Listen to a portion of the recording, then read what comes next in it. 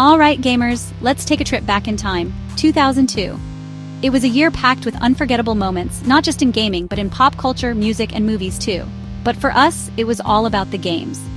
The year you probably begged your parents for a Game Boy Advance, or maybe you were saving up your allowance for that one game everyone was talking about. Halo was still blowing minds, redefining what shooters could be on consoles, and making LAN parties the coolest thing ever. And while everyone was talking about Master Chief, RPGs were quietly leveling up in the background, evolving in ways that would shape the genre for years to come. I'm diving into the 6 absolute best RPGs from 2002 that you might have missed. Let's see how many you actually played. First up, Suikoden 3. This one's a true gem for anyone who loves a good story and a massive cast of characters. If you love massive party management and deep storytelling, this PlayStation 2 classic is a goldmine. The game let you build your own army, manage relationships, and make choices that actually mattered. You could see the story from 3 totally different perspectives, and it dropped you right into political drama with a side of magical runes. Every playthrough felt fresh, and the world was so rich you could lose hours just exploring. But admit it, recruiting all 108 stars of destiny never gets old. It was like Pokemon for RPG fans, and every new recruit felt like a victory. Next, The Elder Scrolls 3: Morrowind. This was the game that made open-world RPGs a household name. This is where open-world RPGs found their groove. Giant mushrooms, weird creatures, a story so big you could get lost for weeks. The freedom was mind-blowing. Go anywhere, do anything, and become whoever you wanted. If you missed this one, you missed the roots of what made Skyrim legendary. Morrowind set the stage for everything that came after, and its world is still one of the most unique in gaming. Number 3, Kingdom Hearts. This was the crossover nobody saw coming, and it blew our minds. I still remember thinking, wait, is that Donald Duck fighting Heartless next to Cloud Strife? The sheer audacity of mixing Disney with Final Fantasy was wild. Yes, it was weird, and yes, it totally worked. The mashup of Disney magic and Final Fantasy drama made this one unforgettable.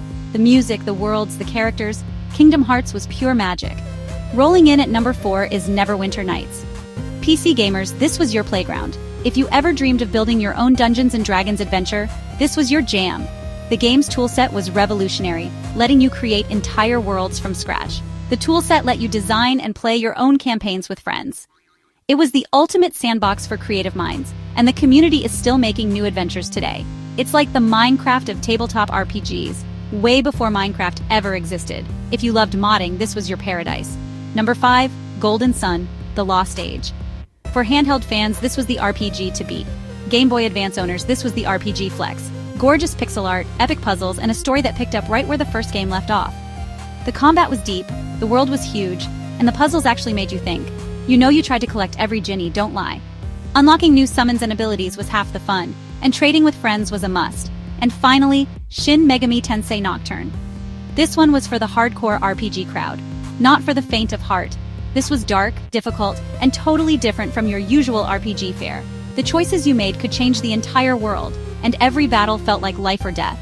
The post-apocalyptic Tokyo, demon recruiting, and its moody soundtrack, pure atmosphere. It was a game that challenged you, both in gameplay and in story, and it's still talked about for its unique vibe. If you played it, you earned some serious gamer cred. Not everyone could handle its brutal difficulty, but those who did never forgot the experience. So did you actually play any of these, or did they just pass you by? Maybe you watched a friend play, or maybe you've got a copy gathering dust on your shelf. These games shape the way RPGs are made today. Their influence can be seen in modern titles, from open worlds to branching stories and unforgettable characters. Go back, give them another shot, and let yourself get lost in some real 2002 magic. Sometimes, the best adventures are the ones waiting for you in your own backlog.